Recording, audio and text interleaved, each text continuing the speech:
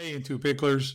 Tony here. Want to continue Project 4.0. In this series, what I want to do is go over some of the myths about shots and different things that players think they need in order to be a benchmark 4.0 player and bust those. And then what I also want to do is give you skills that you should focus on instead of worrying about the myth shot or the myth idea. What we're going to do is in each one of these, I'll do one at a time. So we're going to go over one myth here and then give you one skill suggestion or one area to concentrate on. If you're serious about becoming a 4.0 player, the idea is that you not pursue the myth and pursue what's actually important to become a benchmark 4.0 player. So let's go ahead and get into it. The myth I want to look at in this video has to do with the serve. A lot of players out there think that you need to be able to hit a power serve or rip the serve or hit a hard low serve, and that's simply not the case. To be a benchmark 4.0 player and frankly to even be a national champion player.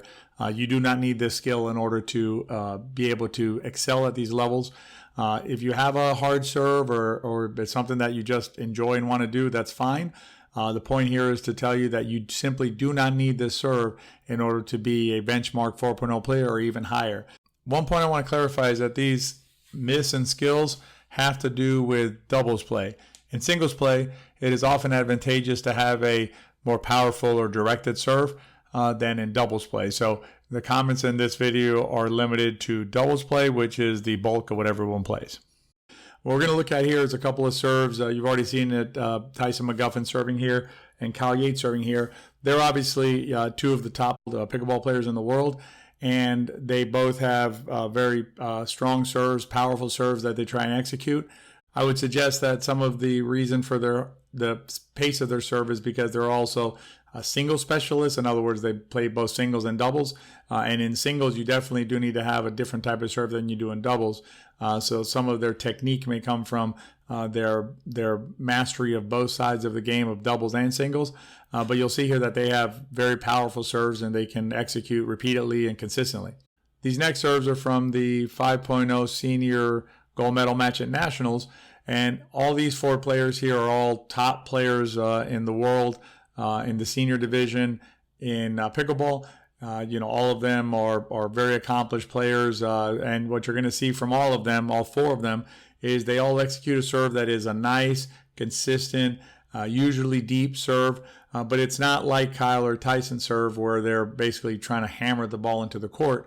And even on one of the serves here by Dawson, what you'll see he basically lobs it in. So as you can see, none of these players are trying to rip or power their serves in hard. They're just trying to get a nice, consistent, deep serve in, start the point, and then they're more focused on other parts of the point in terms of actually generating the point that they want to obtain and winning the game. What we want to do in Project 4.0 is focus on what's important and be able to distinguish what's not important. In this case, the myth that we're debunking is the need to have a hard or powerful serve in order to be a successful player at the 4.0 level or even above. Again, these are gentlemen that play 5.0 or senior pro when it's available and are successful, and they do not rely on a powerful, blistering serve in order to win. So consider the hard serve myth debunked in your Project 4.0 path. So now that we've debunked that myth, let's talk about a skill that you should actually spend time and energy working on in order to improve and in order to become a benchmark 4.0 player or higher. A critical skill in this game is proper court positioning, both before the point starts and during the point. So it would be proper position at the beginning and then movement as the point evolves. In this video, we go over starting position and movement during the point so you can track the ball. In this video, we look at how to move up to the no volley zone after a serve. So when you're on the serving team, how do you get up to the no volley zone? How do you move up as a team and adjust to different situations? That's something that's simply not worked on enough by players. Players want to focus on things like they want to learn how to hit a topspin, or they want to learn how to do something fancy like that. What's way more important than that is knowing where to be on the court during a given situation, knowing how to flow with the point and follow the ball as the point develops. And so spending time focusing on that and learning those skills and practicing those skills is way more important than something like the myth we debunked here, such as getting a hard serve. So any minute that you have that you're going to spend on something like hitting a hard serve, spend that minute focusing on something like moving around the court or understanding where to stand when Dink is coming cross court, or how to move to react to a defensive shot, when the other team is attacking you, things like that.